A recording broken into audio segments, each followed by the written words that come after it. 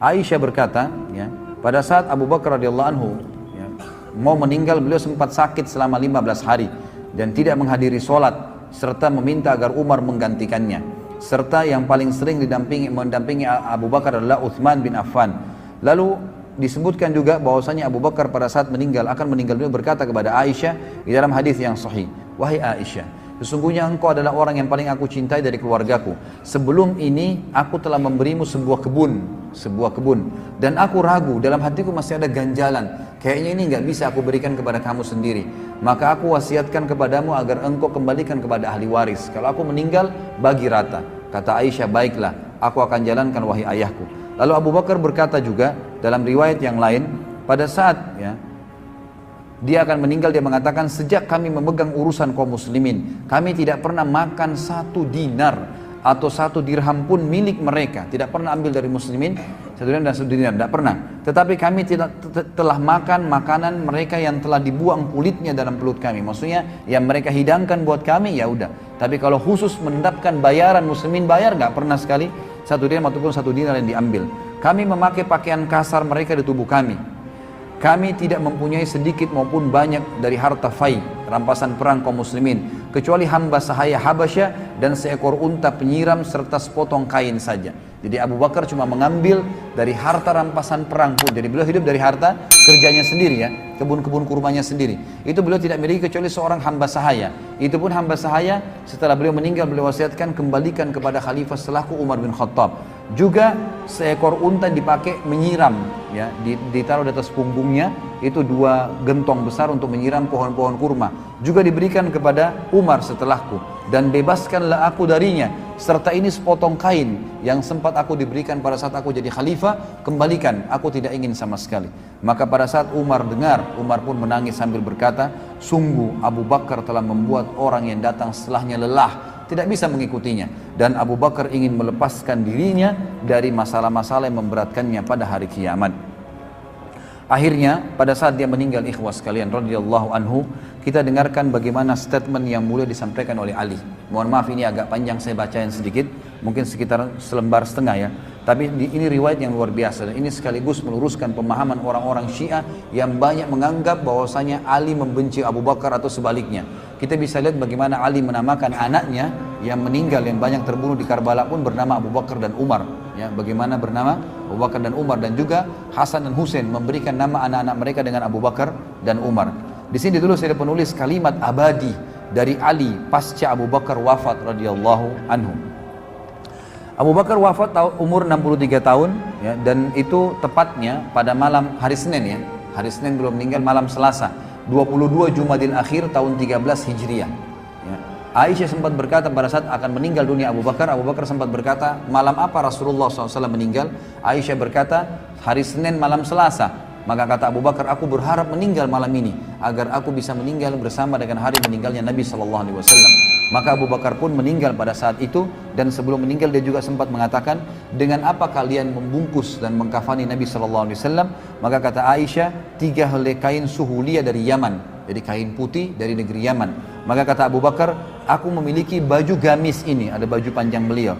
"Kalau aku meninggal, cucilah, kemudian guntinglah dia, potonglah dia, jadikan dia sebagai kain kafan, dan tambahlah 2 kain lagi yang biasa." Lalu kata Aisyah, "Ya hai ayahku, ini kan sudah usang, baju ini sudah usang, nggak bisa, kami ganti yang baru."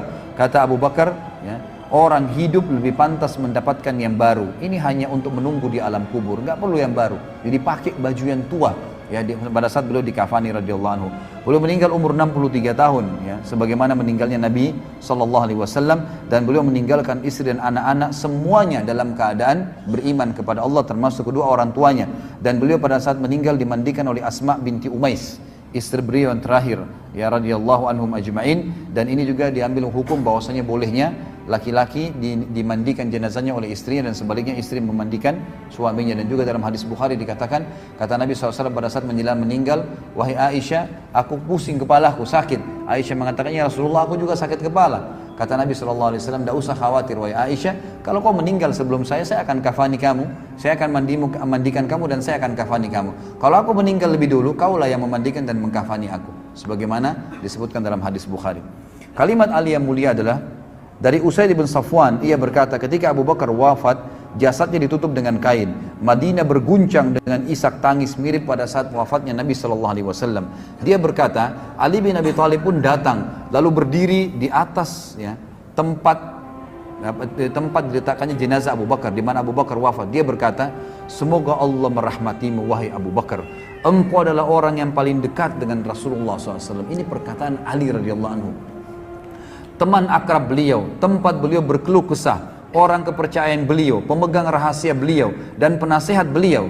Engkau adalah orang pertama yang masuk Islam, orang yang paling ikhlas imannya, orang yang paling kokoh keyakinannya, orang yang paling takut kepada Allah, orang yang paling berjasa dalam agama Allah, orang yang paling menjaga Rasulullah SAW, orang yang paling peduli kepada Islam, orang yang paling baik persahabatannya, orang yang paling banyak keunggulannya, orang yang paling utama kepulauannya, orang yang paling tinggi derajatnya, orang yang paling dekat wasilahnya, maksudnya pendekatannya kepada Allah SWT, orang yang paling mirip dengan Rasulullah SAW pada akhlak dan perilakunya, orang yang paling mulia kedudukannya, paling tinggi di sisi beliau, paling mulia di sisi beliau. Semoga Allah membalasmu atas kebaikanmu kepada Rasulullah SAW dan kepada Islam dengan balasan yang terbaik.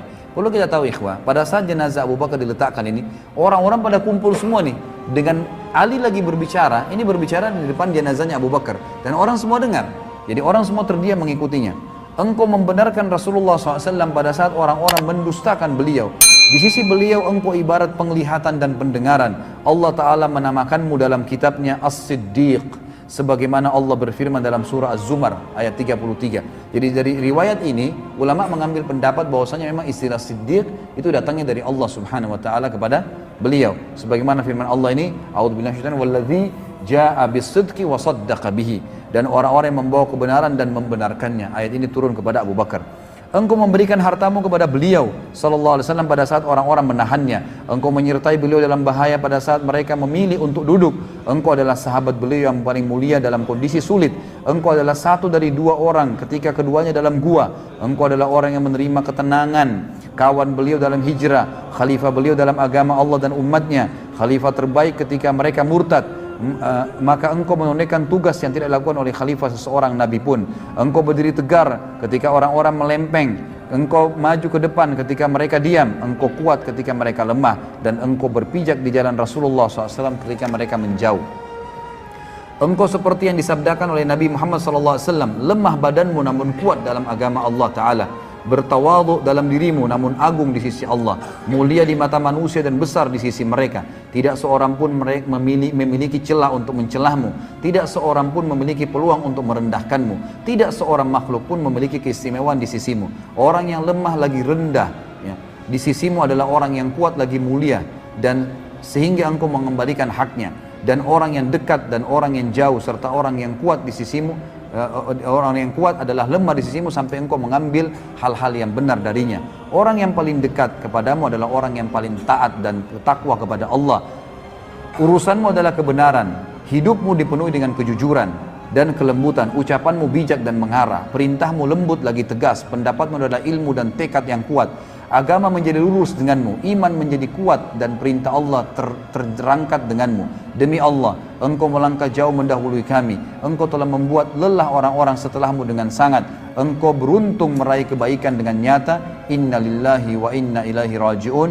Kami ridho kepada ketetapan Allah, kami menerima keputusannya. Demi Allah, kaum muslimin tidak ditimpa musibah setelah Rasulullah SAW seperti musibah kematianmu. Bagi agama engkau adalah penopang, penjaga dan pengayom. Semoga Allah Subhanahu wa taala mengumpulkanmu dengan Nabi Muhammad sallallahu alaihi wasallam, tidak menghalangi kami dari pahalamu, tidak menyesatkan kami sesudahmu. Orang-orang yang diam, orang-orang semua pada diam sampai Ali menyelesaikan kata-katanya, kemudian mereka menangis sampai suara mereka terdengar. Mereka semua berkata, engkau benar wahai Ali. Ini disebutkan dalam Al-Matalibul Aliyah, dan khabar ini sahih disebutkan juga di dalam Ziyadatu ya, Musnad, Musadda, dan rawi-rawinya semuanya thiqat. Inilah ikhwas sekalian dan akhwat, kehidupan seorang figur yang harusnya jadikan idola bagi kaum muslimin. Orang yang sudah jelas berhasil dalam usahanya, rumah tangganya, bersosialisasi dalam masyarakat, bahkan menjadi pemimpin negara.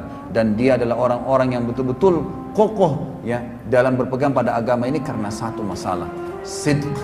Beliau adalah orang yang meyakini ini adalah kebenaran dan tidak pernah ragu serta menjalankannya. tidak perlu ditambah dan dikurangi dengan ajaran-ajaran yang lain. Allahu alam.